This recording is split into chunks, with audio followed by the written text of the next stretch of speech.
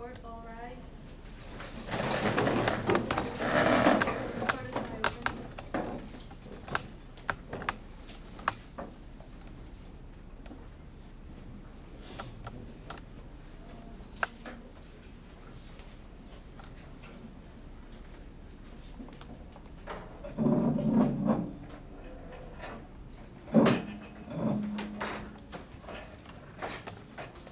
You may be seated.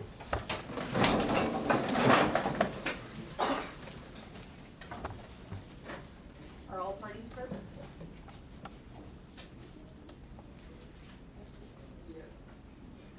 Crown Counsel, stand please. Introduce yourselves. I'm Richard Jang of the Crown Council. I'm Lyndon Redner of the Crown Council. Mr. Brenner, could you please introduce your friends, the defense?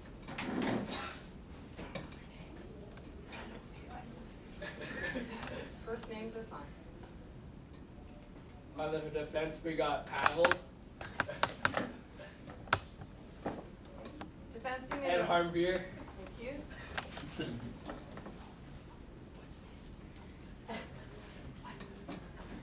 Alvin. Thank you very much. And the accused, please rise to hear the charge. Court clerk, could you please read the charge to the accused?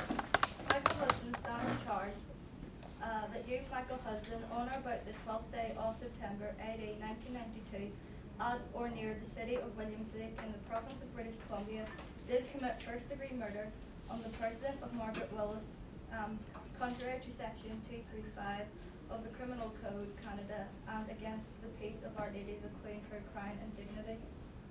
Thank you. You may be, how do you plead, guilty or not guilty? Not guilty. Be seated. Crown Counsel, do you wish to make your opening statement? Yes, Your Honor. Good morning, ladies and gentlemen of the jury. My name is Richard Jang, and I'm here as the part of the Crown prosecutors. Before us is a very serious case, the murder of Margaret Willis. We are here to bring forth the evidence convicting this man before us, Michael Hudson. Yes, this is indeed a very straightforward case, and we trust the jury before us to exercise their collective common sense. We may not know exactly why Mr. Hudson here chose to harm his very own in-laws, but it is quite clear that this is not an accident. This is most definitely first-degree murder, and that cannot, I repeat, cannot go unpunished. There is indeed evidence that this man before us has indeed committed the crime. Constable Kramer here can testify to prove that. He can also verify the time, date, and place of the offense. And yes, he did indeed have the intent to carry out the crime. This is why Michael Hudson must be punished. So please, everyone, judge and jury, please use your judgment and make the right choice today. Together, we can make this nation a safer place. Thank you. Thank you, counsel. Defense counsel, do you wish to make an opening statement? Yes. Good morning, Your Honor, ladies and gentlemen of the jury. My name is Pavel Crane, and I'm one of the 3 defense lawyers overlooking the case. As such, I am here to present my case in which my client, Michael Hudson, is not guilty in regards to his first-degree murder charge against Margaret Willis. My client has been plagued with sleep issues recently, and he should not be put away for his actions that were committed whilst in an unconscious state. One of the main principles of law is mens rea, which is Latin for criminal intent. My client had no intention to harm his in-laws. No, he did not have any intent or motive to harm them. He loved them, he cared for them, and he just didn't have any intent. I have brought with me 4 witnesses to prove his innocence and that he was not conscious at the time of his actions, and as such had no pre-planning to this crime. Please listen carefully to my witnesses and ensure that my client, Michael Hudson, is not in prison for his actions that were not under his control. Thank you. Thank you, defense counsel. Crown counsel, do you wish to begin your case and call your first witness? Sure. Excuse me? Yes, Your Honor. Could you rise when you speak to the court, Yes, please? Your Honor. Thank you. Your Honor, we call Constable Kramer to stand. Thank you.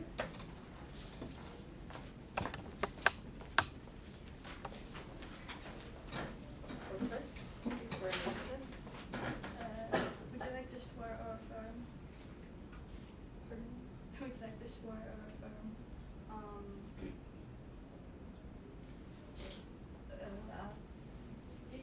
that the evidence you are about to give the court and jury sworn between our sovereign lady the Queen and the prisoner at the bar shall be the truth, the whole truth, and nothing but the truth, so help you God? Thank you. When you swear someone, please ask them to raise their right hand.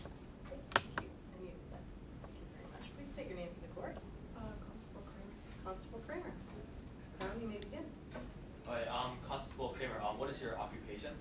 RCMP in Williams Lake, What date does take place? September 12, 1992. What time did you receive this news? 1:29 a.m. What events took place after receiving the call? I asked Mr. Hudson where this had happened and turned him over to an auxiliary constable. I then immediately drove to the in-laws of Mr. Husband to check out the scene. What did the scene look like after you arrived? I looked down the hallway to see Mr. Jack Willis on the floor covered in blood, still alive but barely conscious. I then proceeded to walk into the bedroom where Miss Willis was dead, having suffered various stab wounds. What else did you find? Is that all you found at the scene? A knife, a kitchen knife. Is this the kitchen knife you saw? Yes. Court clerk, can I submit exhibit 4, please? May I see that for a moment, please?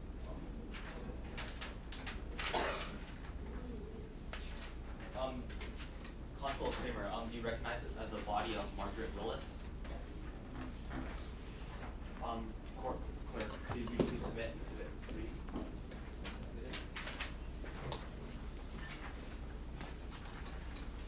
And Constable Kramer, is this? Do you recall this as the house? Yes. Here's the house. Court clerk, could you please submit exhibit 1? Thank you.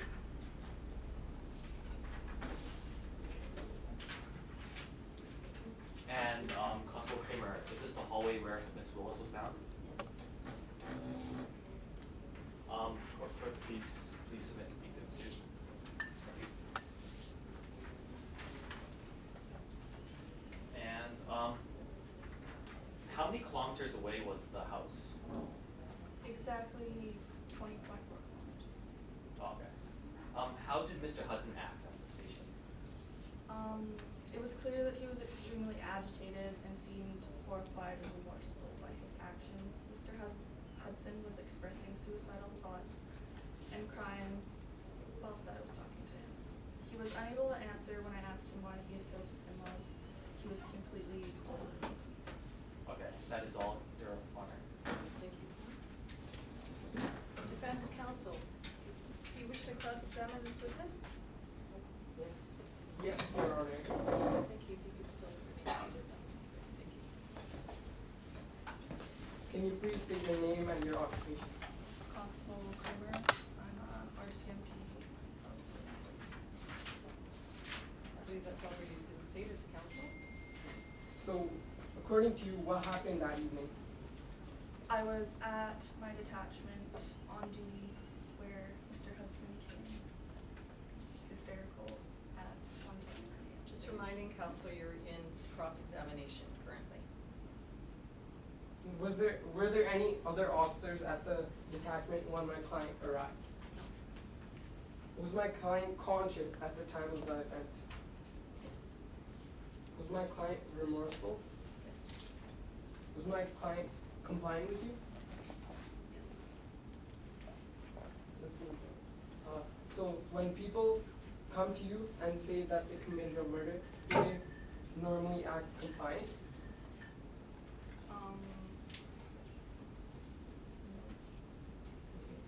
Was my client emotional? Yes.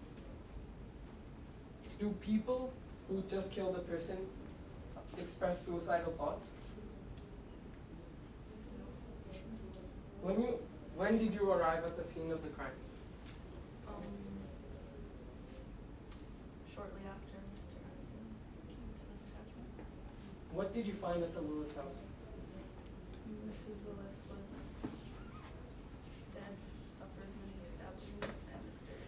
Hudson was barely conscious. Did you find Mr. Willis Did Mr. Willis say anything about that attack when you approached him? Did you find any evidence that my client was at the Willis house at the night of the crime that when it occurred? That's it, never mind. Thank you. You may be seated. Thank you, Constable. Town Council, do you have any further witnesses? Yes, we have Jack Willis. Could Jack Willis please come up? Would you like to, Just swear in witness that. do you swear that the evidence you're about to give the court and jury swore between our sovereign lady the Queen and the prisoner at the bar should be the truth, the whole truth, and nothing but the truth, so help you God? Thank you. Seated. Prefer both of you to walk over to your witness, but it is up to you. Thank you. Please state your name for the court. Jack Willis. Jack Willis. John, you may begin your questioning.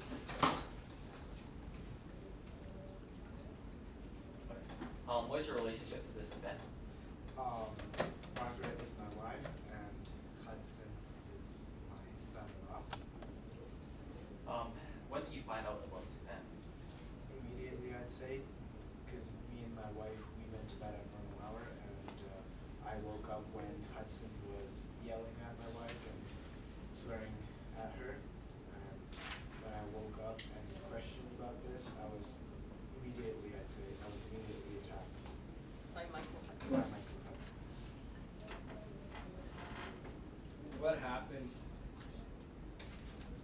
Like I said, me and my wife, we went to bed at normal hour, and then I woke up by angry words by Hudson, and my wife was shouting, and then I realized that it's Michael Hudson, and as soon as I realized that, I was attacked, so I do not have much more. So what is your night routine consist of?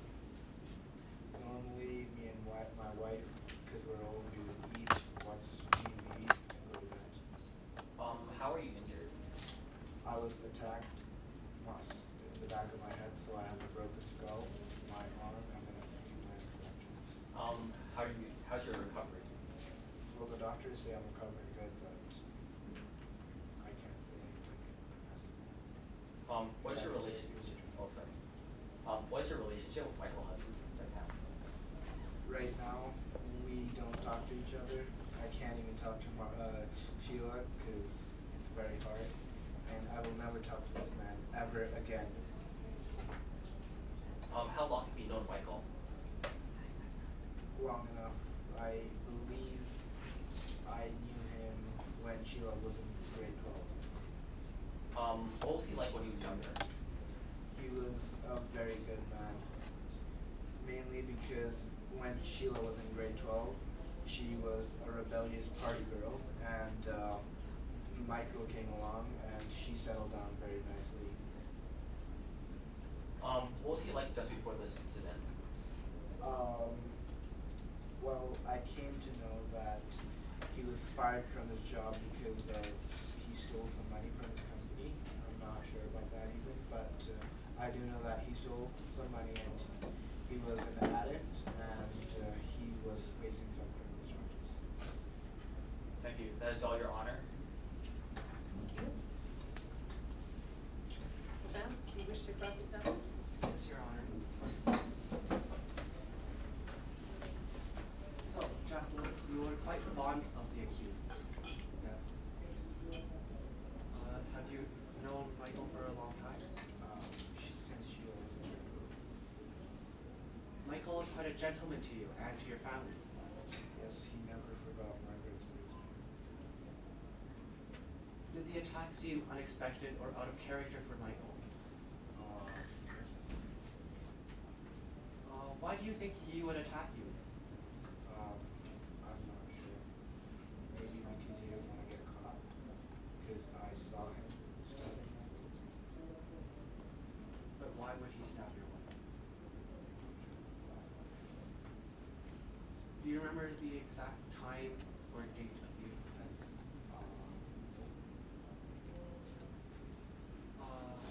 The accused someone, yelled something at them. Do you remember what it was? No, because I was never woke up on the time. Was Michael ever involved with drugs or alcohol? I recently found out about that. Like I told earlier, Sheila told me that he lost a job and he was I ask facing again, charges. is he involved with alcohol or drugs? No. Is your hearing and vision still impaired? Really, yes. Which arm is injured? Why do you need a cane? I don't remember you saying that you had an injured leg. Because my leg hurts. Then why did you not state it before when the Crown asked you what injuries you had? I told some minor fractures and that included my leg. That is all, Your Honor. Thank you, defense counsel. Mr. Wells, you may be seated. You may be seated. Oh. Sorry. Thank you for your time.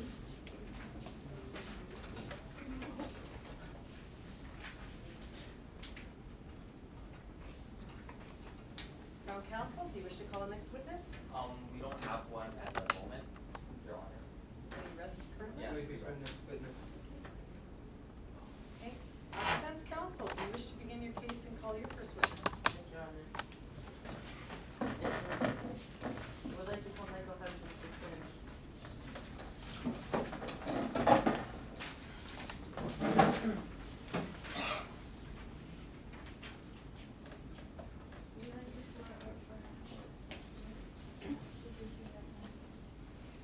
Do you swear that the evidence you are about to give before and jury sworn between ourselves and the David King and the person at the bar shall be the truth, the whole truth, and nothing but the truth, so help you God?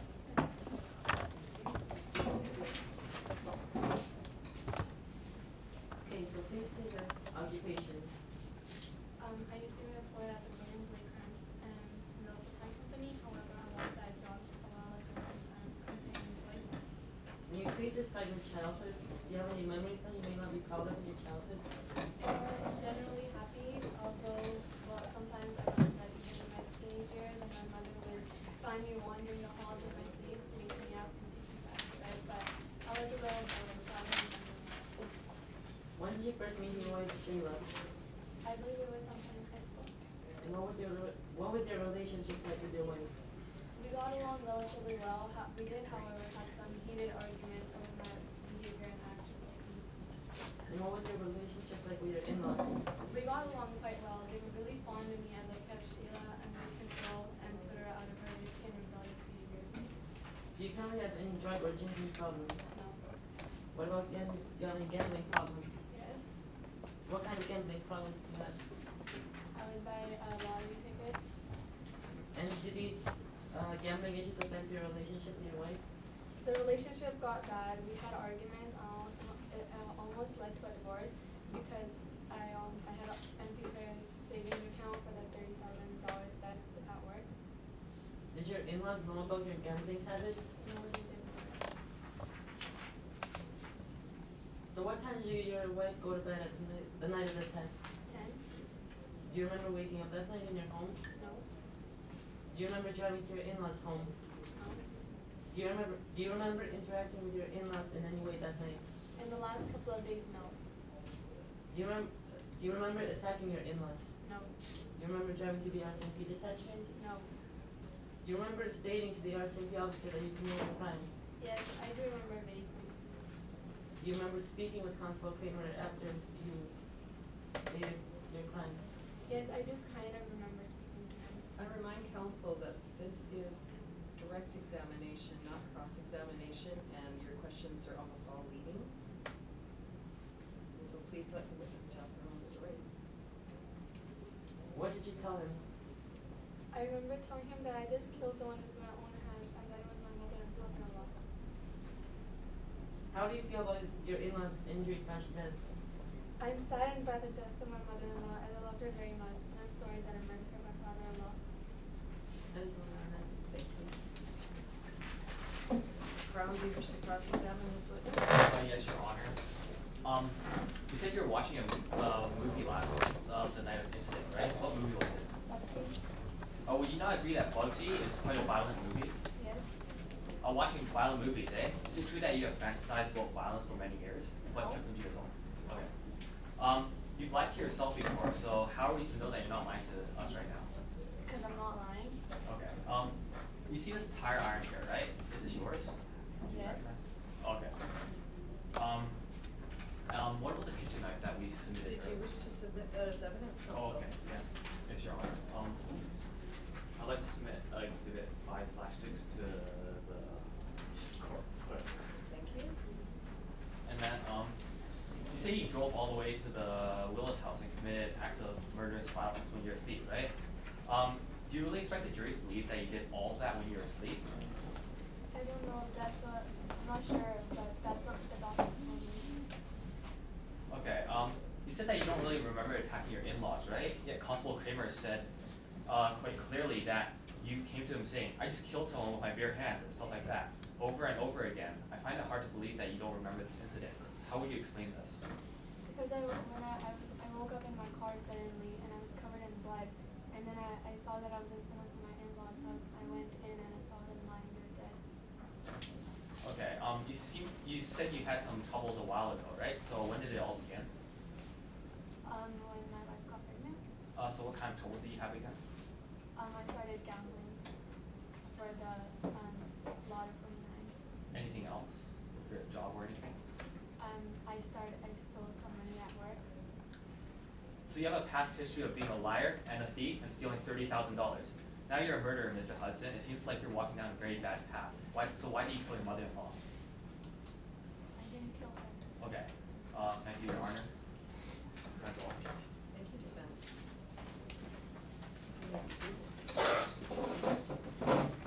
Defense counsel, do you wish to call your next witness? Yes, Your Honor. Yes, Your Honor, we'd like to call Sheila Hudson to the stand. Thank you.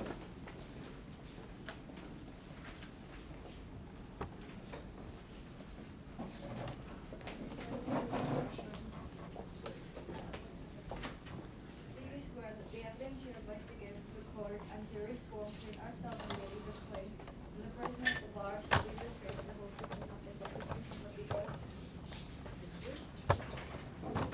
Please state your name for the court. I'm Sheila Hudson. So, Sheila Hudson, how long have you and Michael been together? We've been together since we started dating in grade school. What were you like in high school? I was a drinker, partier, and I wasn't very good. My parents were really mad at me for those things. How's your relationship with Michael been over that time? Over that time. High school. Oh, it's been really good. We fell in love pretty soon. How's Michael changed your life? He turned me from a party girl to a really nice, kind person. How did your parents feel about Michael? They liked him a lot. What happened on September 11th? Me and Michael had a fight over what he did with lottery tickets, and then we made up, and then I went to sleep. And Michael stayed up to watch me. What was Michael feeling before you went to bed? He wasn't mad or sad, he was just usual. Has Michael ever been violent with you? No, Has Michael ever threatened to hurt your mom or dad? no, Do you feel that Michael, knowing that he has a 6-month-old daughter and you to look after, would risk all this by killing your parents? no, Did he have any reason to hurt your parents? no, none, Did Michael ever fight with your parents? no, none. How do you feel about the death of your mother? Very saddened, but I know it wasn't Michael and how he truly was when he did it, so I can bring it. That's it, your Thank you. Crown, do you wish to cross-examine this witness? Yes, Your Honor. Why do you think Michael would watch a movie without you? I was tired and Okay, do you see Michael go to bed that night? no. Do you think he was going to go to bed or he was planning Yeah, to? he told me he was gonna go to bed. Oh, but you didn't see him go to bed? No. Okay. Have you ever seen Michael sleepwalking before? No. Okay. In all your years, not even once? Because in his childhood, I recall that he said he was a sleepwalker, right? Okay, so, well, Michael wasn't angry that night, right? Do you think he was hiding something from you? No. Okay. So he didn't show any violent tendencies, right? But that's all you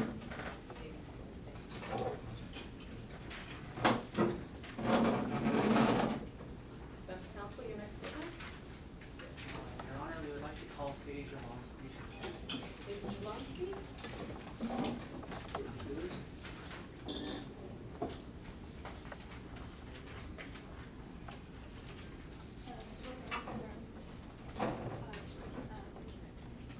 Do you swear that the evidence you're about to give the court and jurors sworn within our sovereign lady, the Queen, and the prisoner at the bar should be the truth, the whole truth, and nothing but the truth so help you God?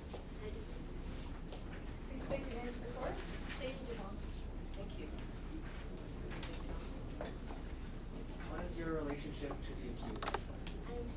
He's my eldest son. Did you have a husband? Yeah. How was the character of your husband? He was a good man, but he was a drunk and he did some strange things while he was asleep. Did your husband have any sleepwalking or other sleep disorders? Have you seen the client sleepwalking in his childhood? Yes. He was a sleepwalker and Did any of your I'm sorry, can you repeat that? he was a sleepwalker and a bed. Thank you.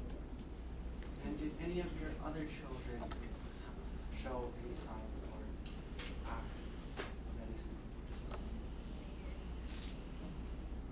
That is all, Your Honor. Thank you. Crown, do you wish to cross-examine? Yes, Your Honor. So your husband used to go sleepwalking, right? Did he ever hurt anyone while doing so? Nope. But now that he has all this, well, now, have you ever seen your son sleepwalking? Now that your son had all that extra stress, do you think it was possible that stress caused him to attack someone while sleepwalking? I don't know. Thank you. That's all, Your Honor. Thank you. You may be seated. Defense, do you have any further witnesses? Yes. We'd like to call Dr. J. Tyrone. Dr. Tyrone?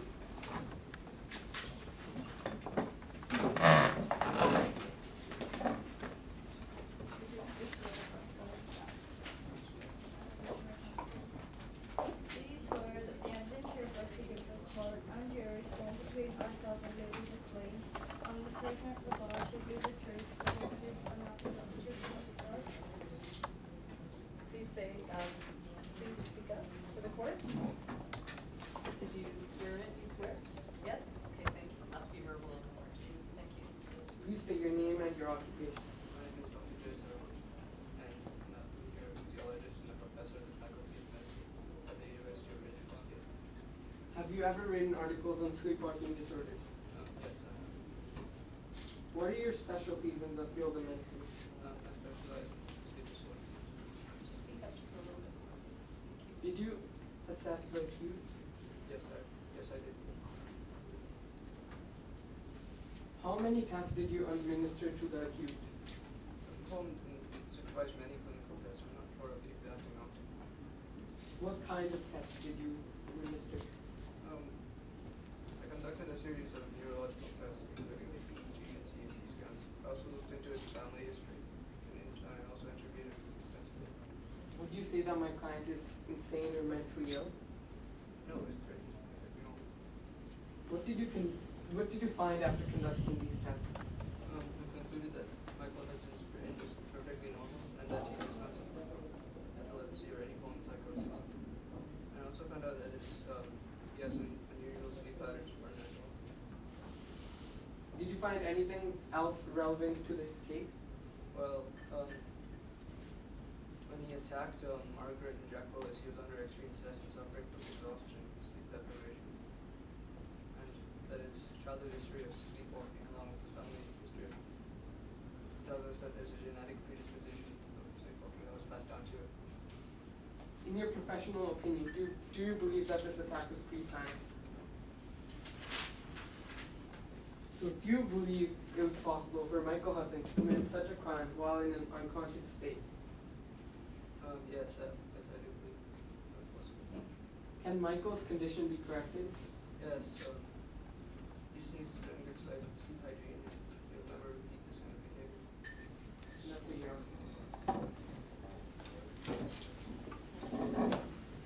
Crown Counsel, do you wish to cross-examine the doctor? Yes, Your Honor. So you believe it's possible for Michael to attack Margaret Willis while asleep? Am I correct? Yes. How would you explain that? Well, it's a rare case, but can happen. So Michael is not suffering from any sleep or any mental illnesses, right? Okay. But you're a specialist in sleep disorders and a founding member of the Canadian Sleep Society. You deal with normal people, but not murderers. You are not a forensic psychiatrist. Murderers, like the man before us, think differently. So are you sure he thinks the same way as a normal person? That's all, Your Honor. Thank you. You may be seated. Thank you, Doctor. Defense, do you have any further witnesses? No. Defense rests. Thank you. Crown Counsel, have you concluded your case? Not quite yet. We would like to call up an expert, Dr. Dean Mondale. Your Honor. So you have a role doctor? Yeah. Please approach the bench.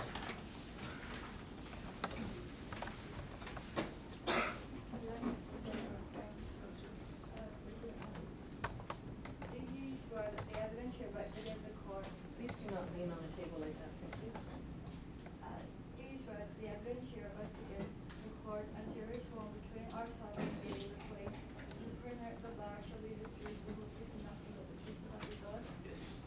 Thank you. Please state your name for the court. My name is Dr. Mondale. Dr. Mondale. Crown, you may begin the case. Yes, Your Honor. Dr. Mondale, what is your specialty?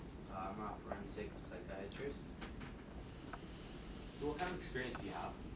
I have many years of experience assessing persons who have committed acts of violence and treating persons who have behaved violently.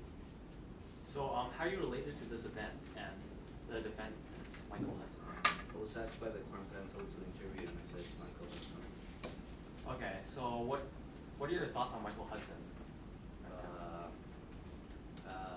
I don't believe that Michael Hudson was sleepwalking when he attacked Margaret and Jack Willis. What are your thoughts on Dr. Tyrone's opinions?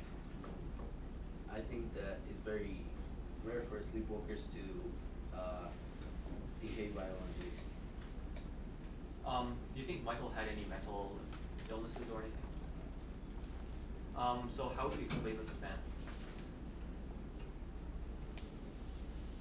I think that Michael Hudson was sleepwalking with the attack, Margaret Willis, yeah. And it's my opinion that he has an abnormal and pathological brain condition. So how do you think this should be dealt with? I think it should be treated in the hospital or. That is all, Your Honor. Thank you. Yes, you may. How could he be cognizant while driving 20.4 kilometers to Miss Willis's home to attack her while sleepwalking?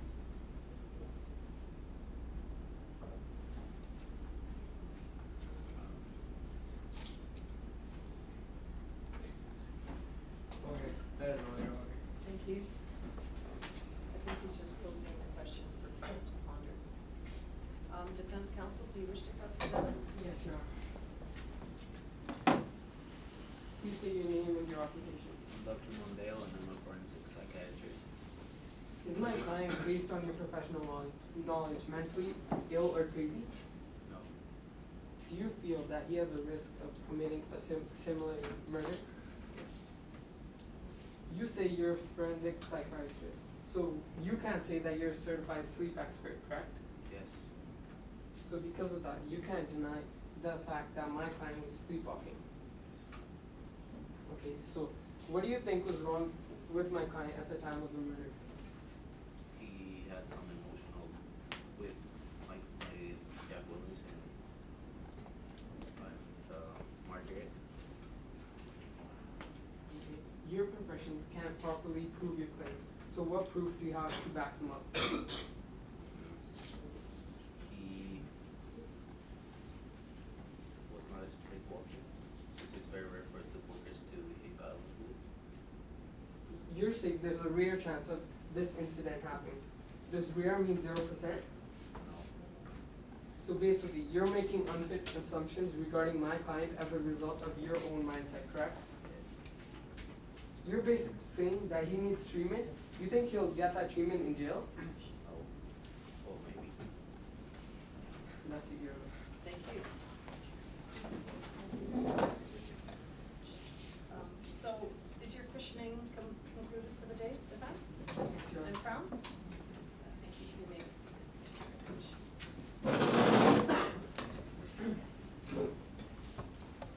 Defense counsel, do you wish to make your closing statement for the court?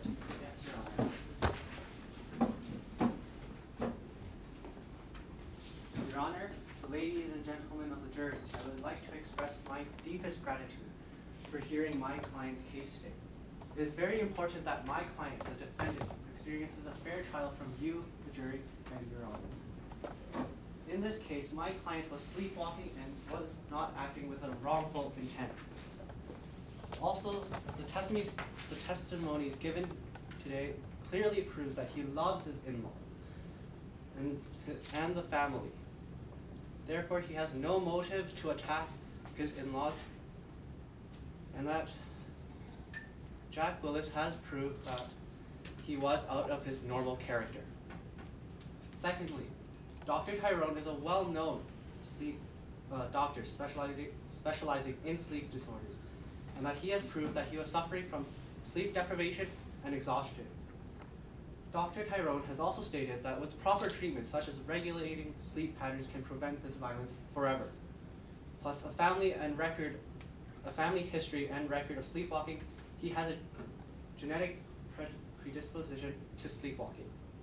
On top of all of his financial problems and his stress, it has caused this violent state, an unconscious state. As Dr. Mondell has stated, that it is a rare case, but rare cases does not mean that they do not happen ever. Finally, my client is conscious when he arrived at the RCMP detachment, and he was extremely remorseful. It is up to the ladies and gentlemen of the jury and Your Honor to prove beyond a reasonable doubt that my client has committed first-degree murder. However, it is clear that all testimonies presented today has not met their burden of proof. Now I ask that you see that my client was unconscious and did not have the intent to kill when he killed his mother-in-law and attacked his father-in-law, and that he was extremely remorseful. Thus, please give him a fair verdict of not guilty and that he be acquitted. Thank you. Thank you very much. Crown counsel, do you wish to make your closing statement? Yes, Your Honor. Your Honor, ladies and gentlemen of the jury. We've been sitting here trying to determine whether or not Mr. Hudson is guilty. As we can tell, he had to be cognizant as he was driving to his in-laws, because there is stop signs, there is lights, you have 30,000 things to watch as you're driving. You can't be in an unconscious state.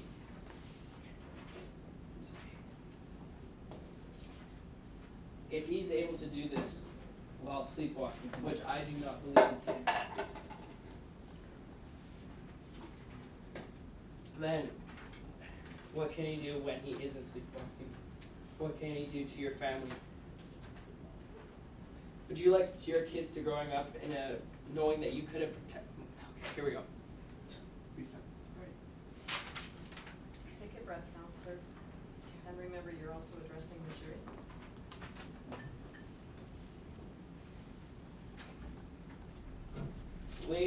Ladies and gentlemen of the jury, we all have families. How would you feel knowing that if you let this man go, that you're putting your family in danger with this man still being in society? I'm speaking for the people of this amazing nation when I say we would all feel safe with this man behind bars for 25 to life.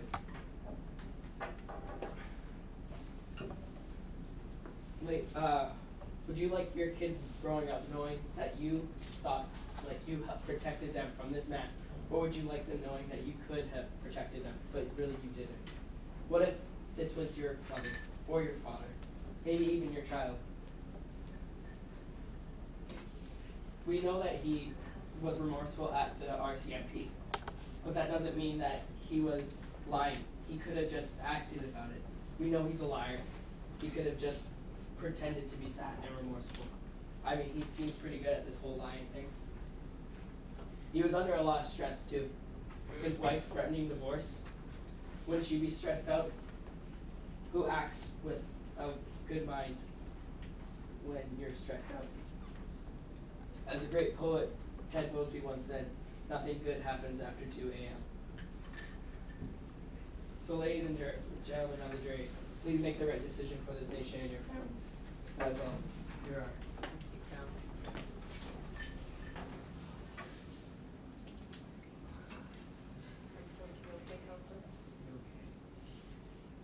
I want to thank everybody for taking the time out of their day today to sit through this trial, to be an important part of our justice system. It's very important. We're all here today to witness the process of our justice system so that we understand how it works and so that we make sure that it is a fair system. Now, in deliberating with this case, it is very important, jury, that you get certain instructions before your deliberations. Soon you'll be leaving the courtroom and deciding on the fate of Mr. Michael Hudson. So it's very important that you keep these things in mind. We have separate responsibilities in this case. It is my responsibility to instruct you concerning the legal principles you must consider during your deliberations. You must accept my statement defining and explaining the law. It is your collective responsibility to assess the events that gave rise to the charge against Michael Hudson and to decide what happened. You are not obliged to accept the submissions of counsel or my own observations concerning the facts of this case. There is a fundamental principle which you must understand and always recall during your deliberations. In Canada, when a person is accused of criminal wrongdoing, he or she does not have to prove innocence. It is the task of the prosecution to prove guilt beyond all reasonable doubt. If the evidence before you does not go that far, Mr. Hudson is entitled to be acquitted, or possibly to be found not guilty of murder, but guilty of the lesser offense of manslaughter. The evidence in this case, like the evidence in almost every case, was at times surprising, conflicting, and confusing. It is your task to sort through the testimony of the various witnesses. You will use common sense and the wisdom that experience has taught you during your own lives. You may accept all or most of the testimony given by some witnesses. You may reject all or most of the testimony given by the witnesses. You may decide that some witnesses were honest, observed well, and recalled the events accurately. You may feel that other witnesses were untruthful or that their testimony cannot safely be relied upon for a number of reasons. I'm required to review those areas of the evidence which may particularly be important to your deliberations. We know that Michael Hudson killed Margaret Willis. He admits to that. Michael Hudson's defense to the charge of murder is founded upon a fundamental principle of our criminal law. It was correctly stated by counsel for Michael Hudson when he or she said that in Canada, we only convict and punish as criminals persons who have acted voluntarily and with wrongful intent. If you are convinced that the actions of Michael Hudson were planned and deliberate, then you will find him guilty of murder. That, of course, is the result that Crown Counsel says you should reach in this case. But I must emphasize that you cannot find Michael Hudson guilty of murder unless you are convinced that his actions were planned and deliberate. If you do not find the Crown has proved Michael Hudson guilty of murder, then you must grapple with the very difficult issues concerning his mental health. You must decide whether he is to be found not criminally responsible because of a mental disorder, or whether he must be acquitted, which means being found not guilty. I believe it is quite clear from the evidence that Michael Hudson is not insane in the usual sense. He does not suffer from schizophrenia or some psychotic illness. You will call him crazy. You would not call him crazy. Dr. Tyrone said that Michael Hudson has a mere sleep disorder. As a matter of law, I must instruct you that if you decide Michael Hudson was not guilty of murder, you must acquit him, unless the Crown has proved to you that Michael Hudson was insane in a legal sense when he killed Margaret Willis. The medical evidence in this case is undeniably important because medical science is imprecise and uncertain in this area. The law reserves for itself the final determination. The medical and legal definitions of insanity do not always coincide. Were Michael Hudson's actions those of a sleepwalker, as that condition is generally understood? Is Michael Hudson merely faking it to avoid an otherwise certain conviction? Or is Michael Hudson's condition a continuing danger? Must society be protected against the possibility of a recurring dangerous conduct? So as you go, if you decide that Michael Hudson was suffering from a condition which must for legal purposes be determined a disease of the mind, you will find him not criminally responsible. But if you do not find he suffered from such condition, then you must acquit him. There are only three possibilities of verdicts in this case. Number one, you may find Michael Hudson guilty of first-degree murder. Number two, you may find Michael Hudson not criminally responsible because he was suffering from a mental disorder when he killed Margaret Willis. Or number three, you must acquit Michael Hudson. Ladies and gentlemen, you may now retire and begin your deliberations. You may wish to take the exhibits with you into the jury room. And you may recess the court. Court is now recessed. Thank you. Now the jury members will gather.